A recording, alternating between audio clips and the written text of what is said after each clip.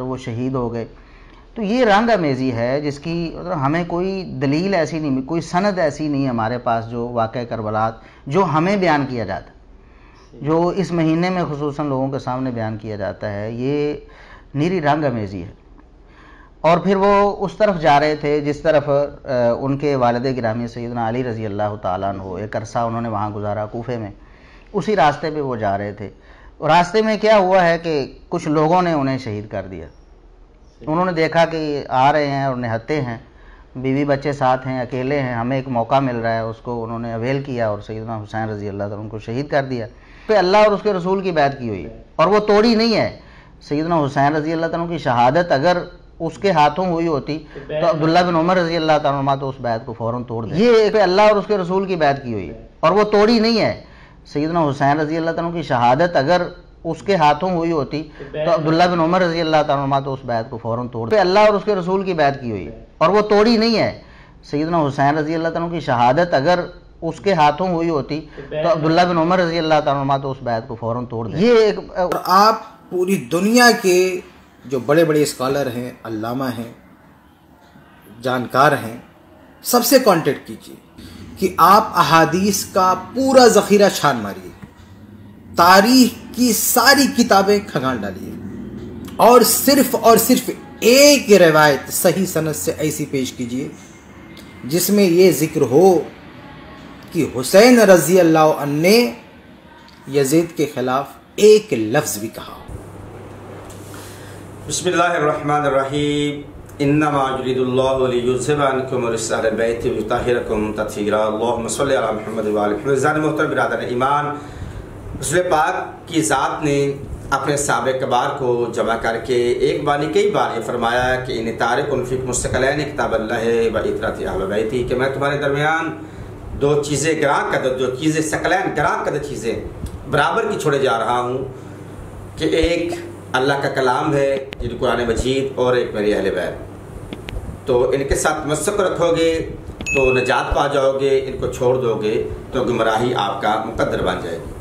تو عزیزان محترم، اس حدیث کے تناظر میں آج بھی شیعہ سنی بھائی پوری کوشش کر رہے ہیں کہ دونوں ثقلین کے ساتھ وابستگی قائم رہے اور مضبوط رہے، یعنی قرآن اور اہل بیت کے ساتھ ہماری وابستگی، ہمارا رشتہ اور زیادہ مضبوط ہو.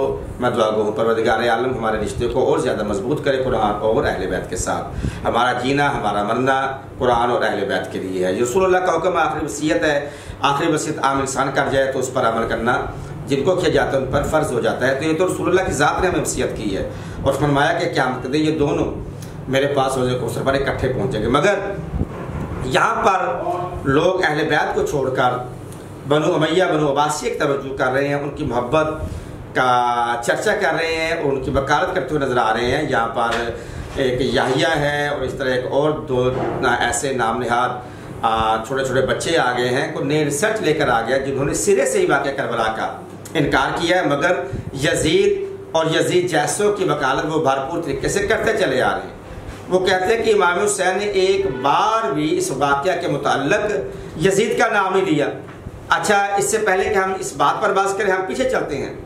صحیحین میں، آپ کی کتابوں میں، بالخصوص صحیح مسلم میں یہ روایت درج ہے کہ بی بی ام سلمہ سے کہ آپ کی آغوش میں جناب شہزادہ ابراہیم ایک زانو پہ، دوسرے پہ امام حسین ہے، اور جبریل آ کے کہتے ہیں کہ یہ آپ کا بیٹا شہید ہو جائے گا. ان دونوں میں سے ایک بیٹا آپ اپنے پاس رکھیں اور ایک واپس پلٹا دیں. آپ اپنے بیٹے کو واپس کر دیتے ہیں تو امام حسین کو رکھ لیتے ہیں. پھر جبریل آ کے کہتے ہیں کہ یہ آپ کا بیٹا کربلا کے میدان میں 10 محرم الحرام کو شہید کر دیا جائے گا. وہ پورا واقعہ صاحبان آپ جانتے ہیں.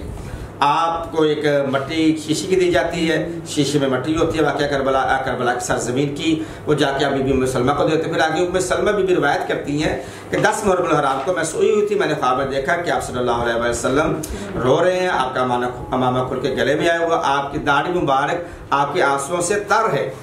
تو آپ فرماتے ام سلمہ کربلا کے میدان میں آیا ہوں، میرا بیٹا شہزادہ شہید ہو گیا. یہ آپ امام حسین کی زندگی میں یہ واقعہ لوگوں کو بتا کے جا رہے ہیں، اور آج کا نام نہاد انکار کر رہا ہے کہ واقعہ کربلا سرے سے ہوا ہی نہیں ہے.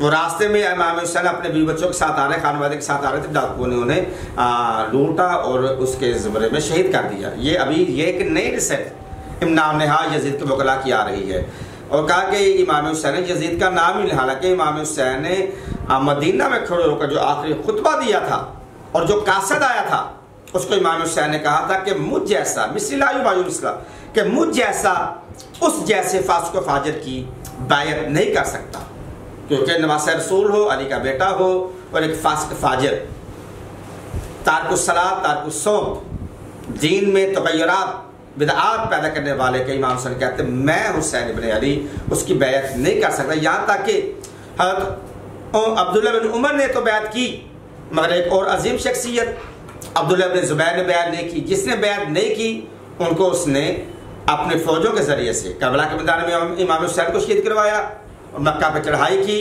مکہ پہ چڑھائی کرنے کے رزلٹ میں کعبے کے غلاف کو جلایا گیا، کعبے سے پہ منجنیق سے پتھروں کی برسات کی گئی، کعبے کو شہید کیا گیا، بیت اللہ کے ساتھ ساتھ حرم رسول مسجد رسول کی بھی بے حرمتی کی گئی۔ وہ سارا واقعہ آپ کے سامنے ہے۔ یہ آج کل نئے وکیل یزید کی آئے ہوئے کوشش کر رہے ہیں، مگر ان کی کوشش رائے گاہ جائے گی۔ کوئی یزید اور یزید جیسے یہ ان کے بڑے جہنم کے نچلے حاویہ جیسی جہنم میں جل سڑ مر رہے ہیں۔ جو ان کا مقدر یزید کا مقدر ہے وہی ان کا مقدر ہے۔ ہماری دعا ہے کہ ان جیسوں کا یزید کے ساتھ حساب کتاب ہو اور ہم جیسے کا امام حسین کے ساتھ حساب کتاب ہو۔ والسلام علیکم ورحمۃ اللہ وبرکاتہ۔